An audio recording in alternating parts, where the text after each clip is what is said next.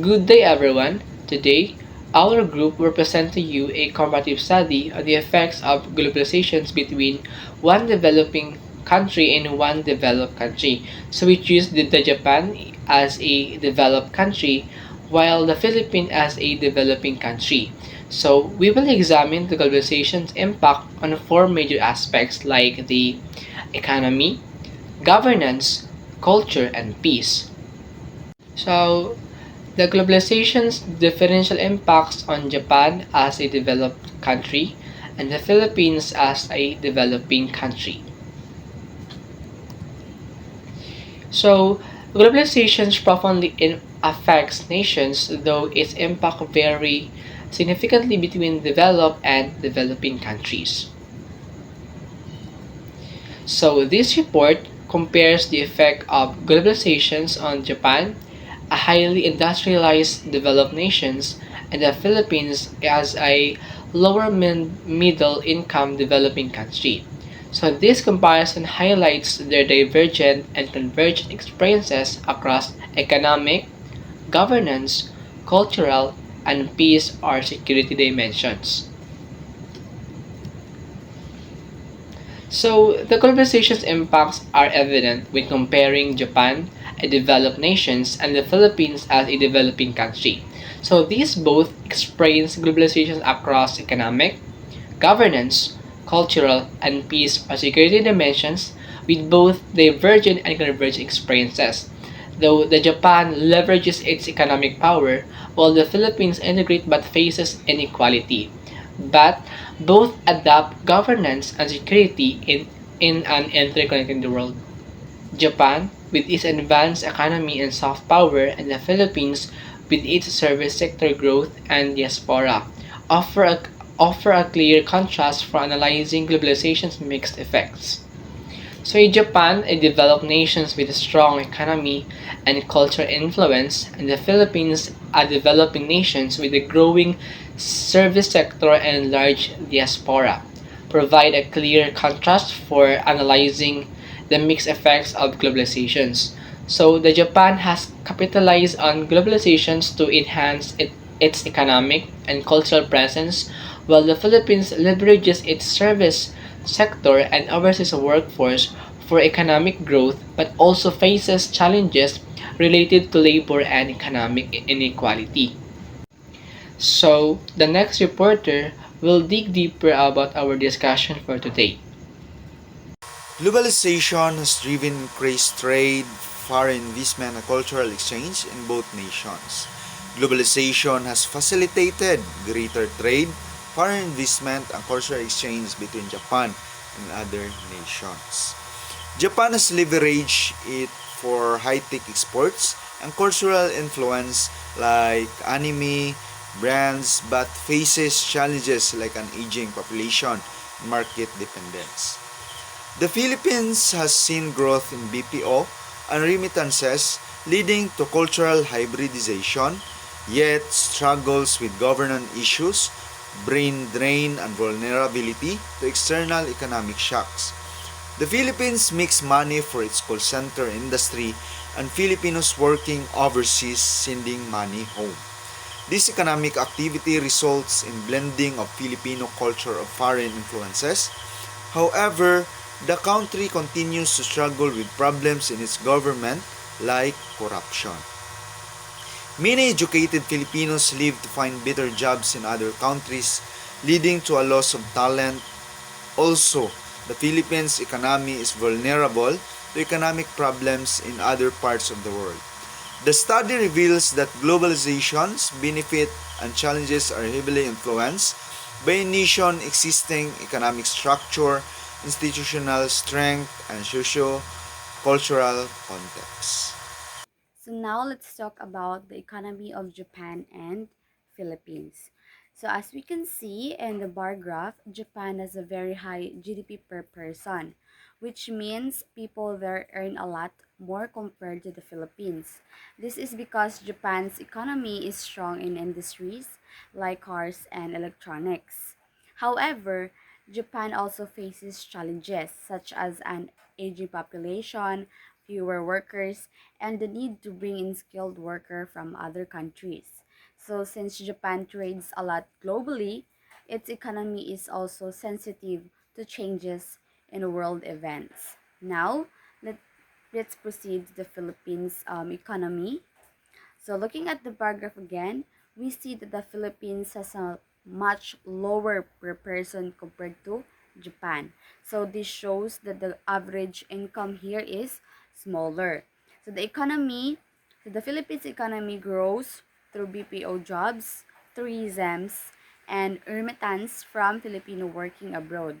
But the Philippines is less industrialized, depends too much on overseas workers' money, and can be affected easily by changes in global prices and demand. Now let's talk about the net effect. So overall, the bar graph clearly shows the big gap between Japan and the Philippines.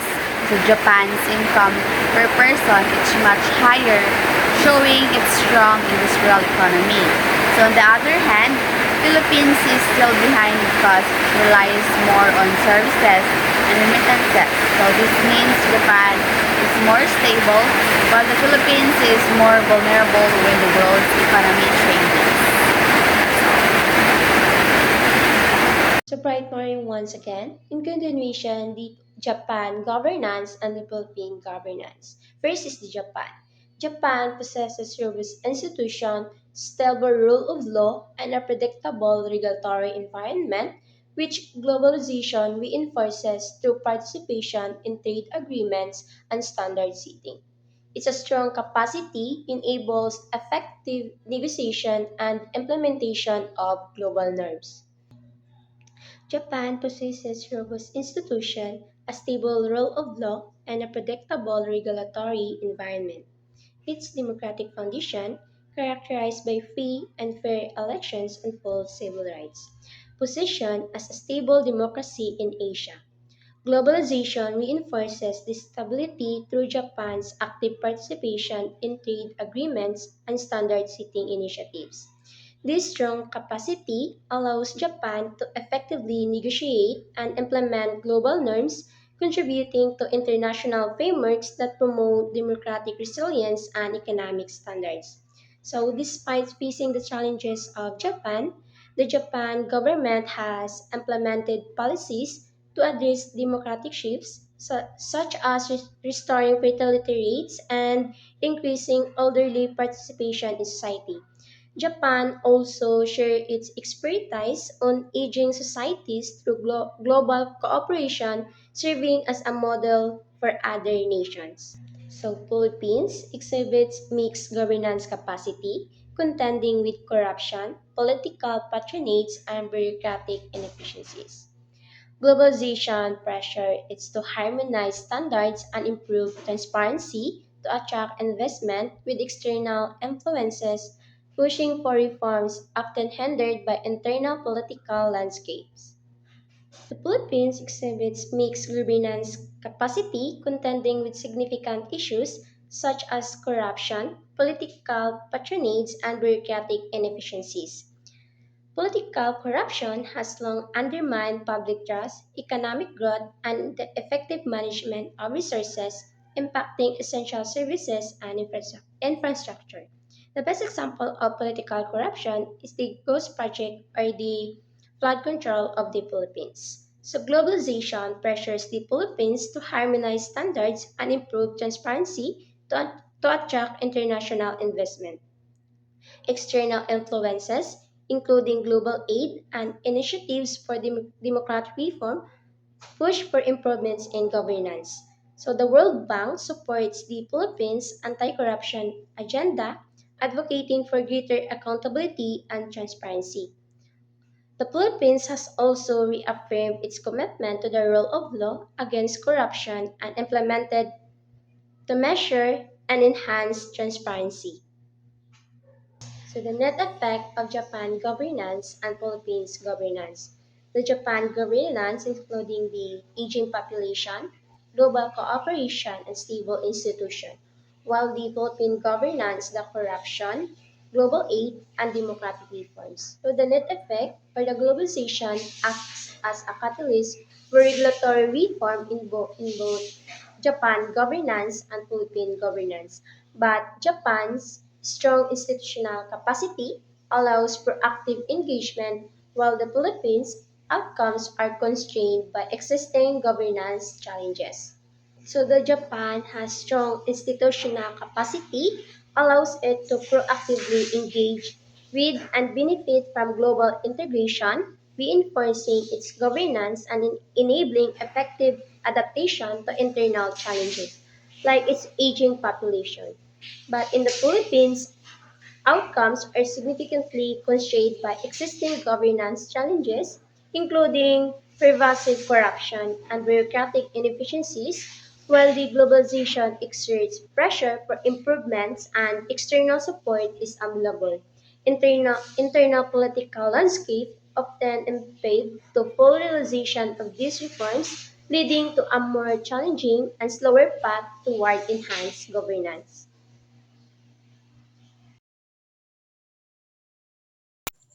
Bright day, everyone. I am JNB La Kenya, and today we will discuss the globalization's differential impacts on Japan and the Philippines. Japan, or the global cultural exporter and soft powerhouse, a prominent exporter of cultural goods such as anime or cuisine, leveraging globalization to amplify its soft power and tourism. This also sparks internal debates on cultural homogeneity and preservation amidst global influences. So, the Japan is a prime example of a nation successfully leveraging its culture as a major soft power asset.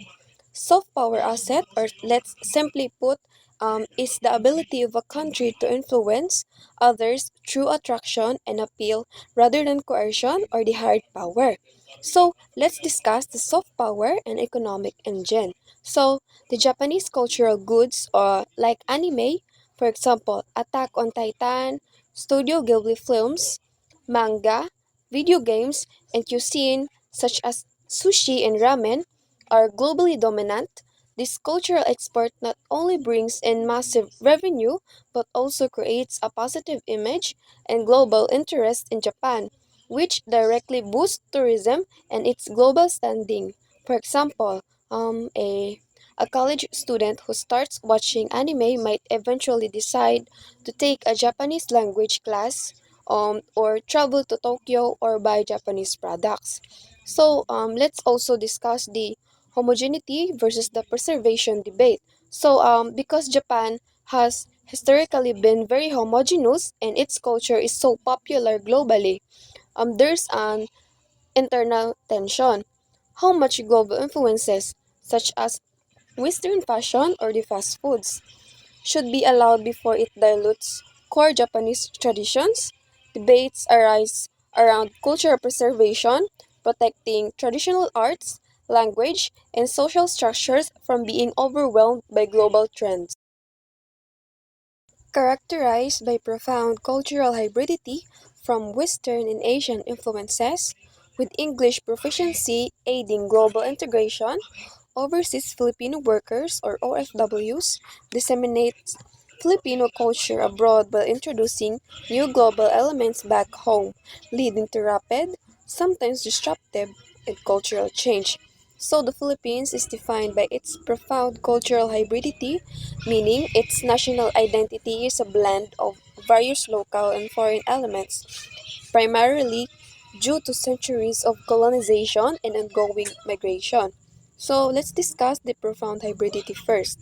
Filipino culture is a complex mix of indigenous roots overlaid with heavy Spanish, for example, names, Catholicisms or fiestas, and American, for example, democratic structures, popular culture, and language, influences alongside significant and other Asian elements. So, let's discuss also the English as a global connector. High levels of English proficiency, a legacy of American rule, acts as a major lubricant for global integration, making it easier for Filipinos to work, study, and communicate internationally. The OFW diaspora and cultural exchange, or the vast population of overseas Filipino workers, is the nation's most significant cultural force. So this diaspora, or the diasporal population from its homeland, has a dual effect. First is the cultural export. OFWs acts as a normal culture ambassadors disseminating Filipino values, food, and traditions worldwide. Number two is the cultural import. They, they bring new global elements such as ideas, consumer goods, fashion, money, and sometimes disruptive social concepts back home, leading to rapid, sometimes disruptive, cultural change as traditional norms clash with new global influences.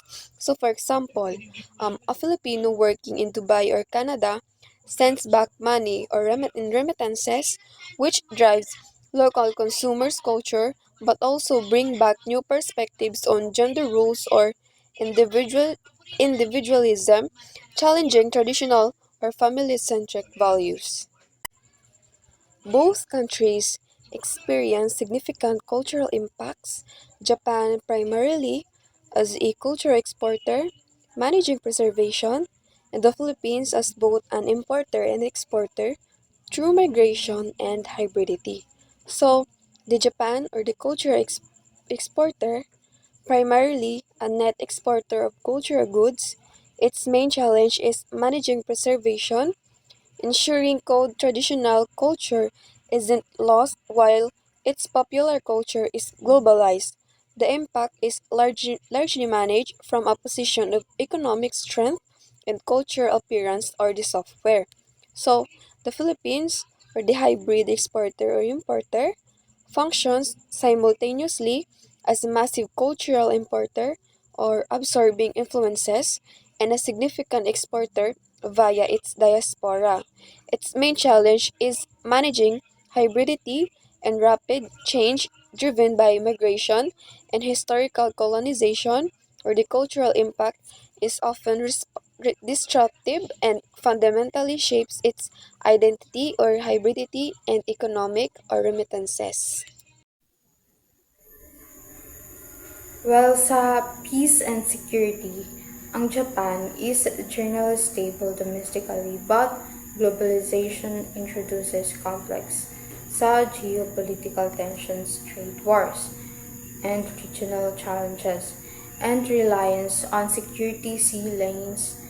Its alliances are crucial for navigating the global dynamics. So why it's high? Japan peace and security index is relatively high because it is very stable domestically with low crime and strong institution. Pero ang challenges comes mainly from the outside. So as a country heavily depend on imported energy and resources, ang Japan relies on safe and open sea lanes for making maritime security kag ang naila nga top concerns. Well, sa Philippines, internal peace is affected by insurgencies and maritime disputes like South China Sea. So globalization can heighten external pressures as a foreign investment and strategic interests intertwine with domestic conflict and territorial claims. So ang Pilipinas, ang Peace and Security Index is lower than Japan because it cooperates global through alliance like sa US, ang Philippines is neutral defense, treaty, and Asian. So, it faces sa regional and internal challenges. So, its main external issues, ang South China Sea is disputed. So, where tensions with China over fishing rights and territory threatened livelihood and national security. So, internally, ang armed insurgencies and extremist groups in some regions weaken domestic peace. On top of this, globalization brings both opportunities and pressures as a foreign investment and strategic interest. So, also, ang political issues is galaganap na siya right now.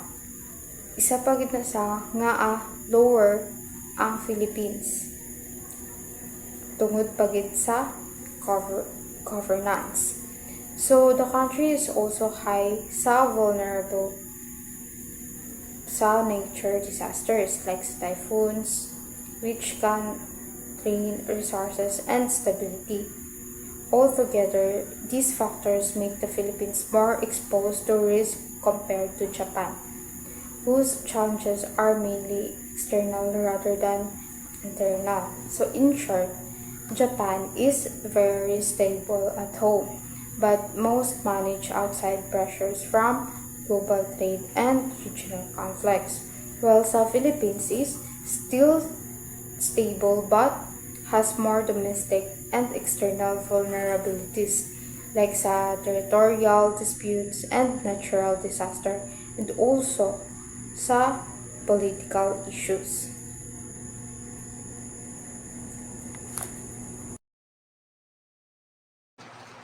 Good day, everyone. So, this chart shows the net effect of globalization on peace and security. On the left side, we see the index score from 0 to 100. And at the bottom are three factors, which is the global global cooperation and the regional security, and the last is vulnerability. So, on the blue line, it represents Japan, while the red line, it represents the Philippines. For global cooperation, Japan is a higher score, which means Japan is more active and successful in working together with other countries. So the Philippines is a bit lower but still cooperative. For regional security, both countries go down, but the Philippines drops more, showing it faces more challenges in keeping strong security in its own region, meaning it is less vulnerable to threats. Meanwhile, the Philippines' score is very high, which means our country is more exposed to risk and pressure. The text on the right side explain the overall idea globalization has a has two effects. First, it can help create stability because countries gain economic benefits when they maintain peace. Second, but it can also make security more complicated because globalization brings a stronger competition and more outside pressure. So, in short, globalization can both help and challenge peace and security. Especially sa Philippines nga mas vulnerable siya compared sa Japan. Globalization has been a mixed bag for both Japan and the Philippines. Japan, with its strong economy and institution, has really been able to take advantage of global opportunities, but it also dealing with some top issues like an aging population. Meanwhile, the Philippines has been growth in areas like BPO and remittances, but it's still pretty vulnerable to global economic changes. Both countries are seeing big cultural shifts. Japan is working hard to keep its identity while the Philippines is rapidly missing cultures. Globalization can bring economic stability, but it also creates some security challenges, so both countries need to stay adaptable.